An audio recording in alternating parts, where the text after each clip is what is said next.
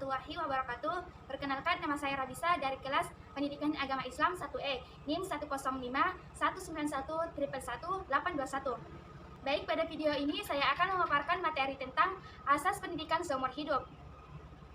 Adapun pengertian dan tujuan dari pendidikan seumur hidup. Pendidikan seumur hidup adalah suatu konsep atau suatu ide. Gagasan pokok dalam konsep ini ialah bahwa pendidikan tidak hanya berlangsung selama seseorang belajar di lembaga-lembaga pendidikan formal, bahwa seseorang masih dapat memperoleh pendidikan kalau ia mau setelah ia selesai menjalani pendidikan formal. Ditekankan pula dalam konsep ini bahwa pendidikan dalam arti kata yang sebenarnya adalah sesuatu yang berlangsung terus sepanjang kehidupan seseorang. Dalam hidup mempunyai 3 komponen yang saling berhubungan. Yang pertama, individu, yang kedua, masyarakat, yang ketiga, lingkungan fisik. Perjalanan manusia seumur hidup mengandung perkembangan dan perubahan yang mencakup 3 komponen, yaitu yang pertama, tahap-tahap perkembangan individu, yaitu masa balita, masa kanak-kanak, masa sekolah, masa remaja, dan masa dewasa. Yang kedua, peranan-peranan sosial yang umum dan unik dalam kehidupan yang berbeda-beda di setiap lingkungan kehidupan. Dan yang ketiga, aspek-aspek perkembangan kepribadian, seperti fisik, mental, sosial, dan emosional. Adapun tujuan untuk pendidikan manusia seutuhnya dan seumur hidup, diantaranya mengembangkan potensi kepribadian manusia sesuai dengan kodrat dan hakikatnya, yakni seluruh aspek pembawaannya seoptimal mungkin. Dan dengan mengingat proses pertumbuhan dan perkembangan kepribadian manusia bersifat hidup dan dinamis, maka pendidikan wajar berlangsung selama manusia hidup. Konsep pendidikan seumur hidup. Konsep pendidikan seumur hidup sebenarnya sudah sejak lama dipikirkan oleh para pakar atau para ahli pendidikan dari zaman ke zaman. Apalagi bagi umat Islam, jauh sebelum orang-orang barat mengangkatnya, Islam sudah mengenal pendidikan seumur hidup lebih dulu. Adapun konsep-konsep kunci pendidikan seumur hidup, diantaranya yang pertama, konsep pendidikan. Konsep pendidikan seumur hidup. Adapun yang pertama, konsep pendidikan seumur hidup itu sendiri. Sebagaimana suatu konsep, maka pendidikan seumur hidup diartikan sebagai tujuan atau ide formal untuk perorganisasian dan penstrukturan pengalaman-pengalaman pendidikan. Yang kedua, konsep belajar seumur hidup. Dijelaskan dalam pendidikan seumur hidup berarti belajar karena respon terhadap keinginan yang didasari untuk belajar dan angan-angan pendidikan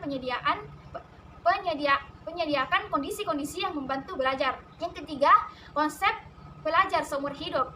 Pelajar seumur hidup dimaksudkan adalah orang-orang yang sadar tentang diri mereka sebagai pelajar seumur hidup, melihat belajar baru sebagai cara yang logis untuk mengatasi problema dan terdorong tinggi sekali untuk belajar di seluruh tingkat usia dan menerima tantangan dan perubahan seumur hidup sebagai pemberi kesempatan untuk belajar baru. Selanjutnya, adapun implikasi dari konsep pendidikan seumur hidup pada program-program pendidikan.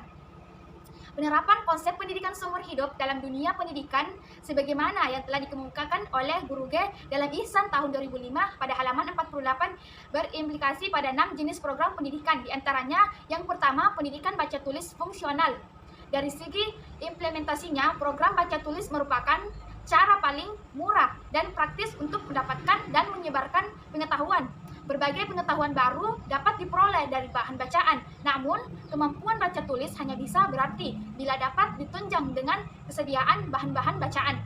Adapun 2 hal yang menjadi realisasi dari program baca tulis fungsional, yaitu memberikan kecakapan membaca, menulis, menghitung yang fungsional bagi anak didik, dan menyediakan bahan bacaan yang diperlukan untuk mengembangkan lebih lanjut kecakapan yang telah dimiliki.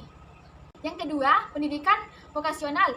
Program pendidikan vokasional merupakan salah satu program yang penting dalam rangka pendidikan seumur hidup, khususnya Indonesia.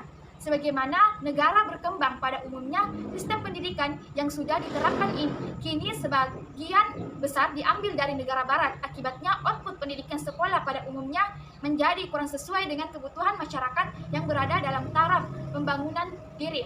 Yang kelima, pendidikan kultural dan pengisian waktu luang. Seseorang disebut educated man harus memahami dan menghargai sejarah, kesusastraan, agama, filsafat hidup, seni, dan musik bangsa sendiri.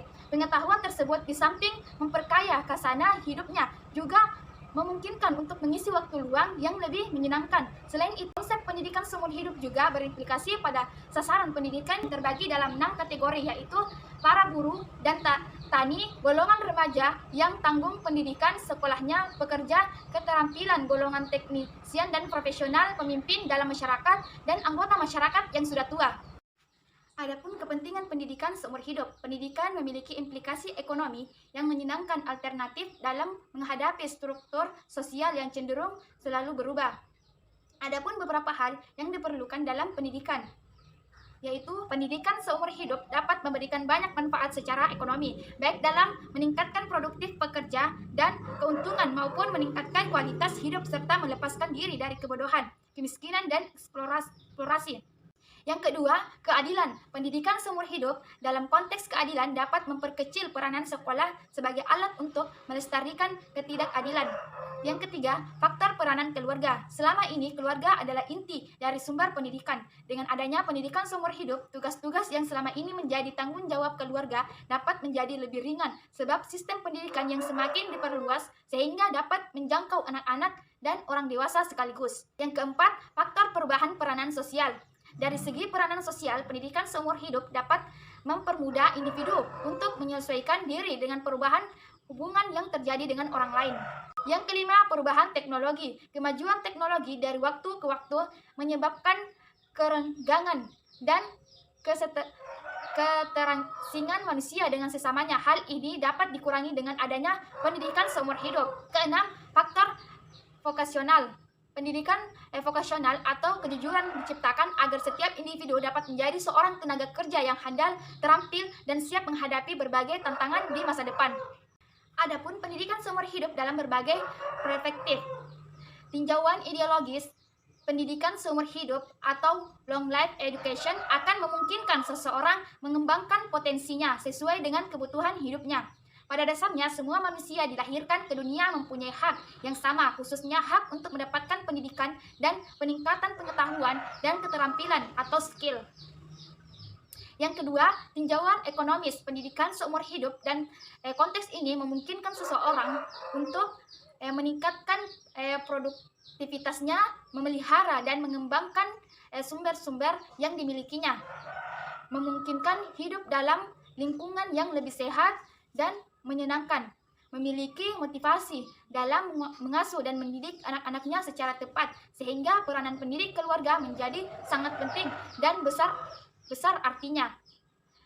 Yang ketiga, tinjauan sosiologis. Pada umumnya, di negara-negara sedang berkembang ditemukan masih banyak orang tua yang kurang menyadari akan pentingnya pendidikan formal bagi anak-anaknya. Oleh karena itu, anak-anak mereka yang kurang mendapatkan pendidikan formal putus sekolah dan atau tidak bersekolah sama sekali. Dengan demikian, pendidikan seumur hidup kepada orang tua akan merupakan solusi dan masalah tersebut.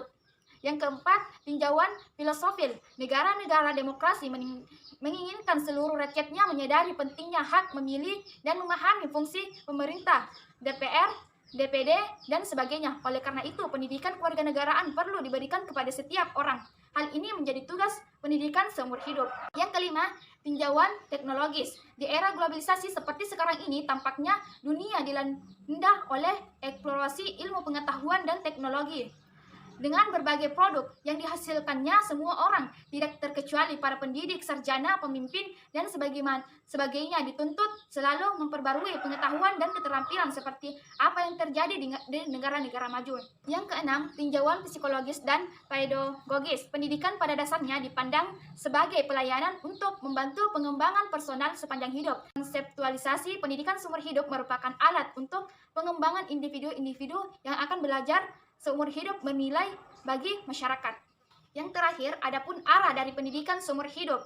Yusuf dalam Ihsan tahun 2005 halaman 47 menerangkan bahwa arah pendidikan seumur hidup terbagi menjadi dua, yaitu yang pertama, pendidikan seumur hidup pada orang dewasa. Sebagai generasi penerus pada pemuda ataupun dewasa membutuhkan pendidikan seumur hidup untuk memenuhi kebutuhan self-interest mereka seperti kebutuhan baca tulis dan latihan keterampilan.